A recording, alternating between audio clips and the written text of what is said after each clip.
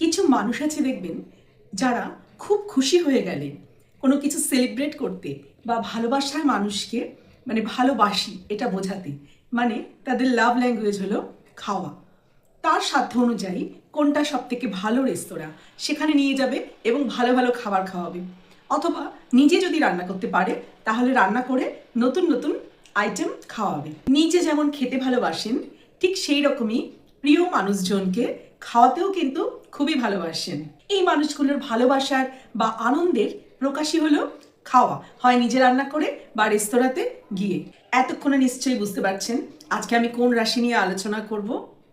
আজকে আমি বৃষ রাশি মানুষদের স্বভাবের কিছু দিক নিয়ে আলোচনা করব।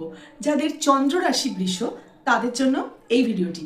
যেহেতু বৃষ রাশির মানুষ মেটেরিয়ালিস্টিক হয়, টাকা পয়সা ভালোবাসে, কি করে আরও আর্ন করবে, কি করে বড় গাড়ি বড় বাড়ি এগুলো বানাবে, এগুলো চিন্তা করে। টাকা কি করে বাড়বে, 10 জনের কাছ থেকে জিজ্ঞেস করছে কিভাবে টাকা বাড়ানো যাবে, কিভাবে কোথায় ইনভেস্ট করলে টাকা বেশি বাড়বে, কিন্তু শুনছে যেমন নিজেরটা।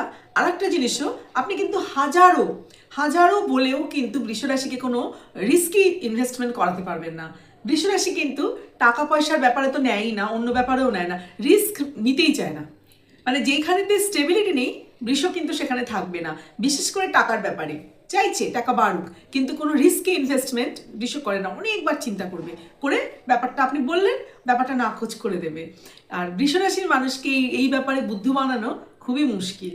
আর বেশ কিছু বৃষরাশির মানুষকে কিন্তু একটু লেজি হতে বা কাজ পরে করব, রাতে করছি, সকালে করছি, পরের দিন সকালে করছি, এইভাবে একটু কাজটাকে একটু পিছনের দিকে করে দিচ্ছে আর শেষ মুহূর্তে গিয়ে খুব তাড়াহুড়ো করে কাজটা কমপ্লিট করছে। এটা কিন্তু বেশ কিছু বৃষরাশির মানুষকে করতে দেখা যায়। মুড সুইং তো হয়ই।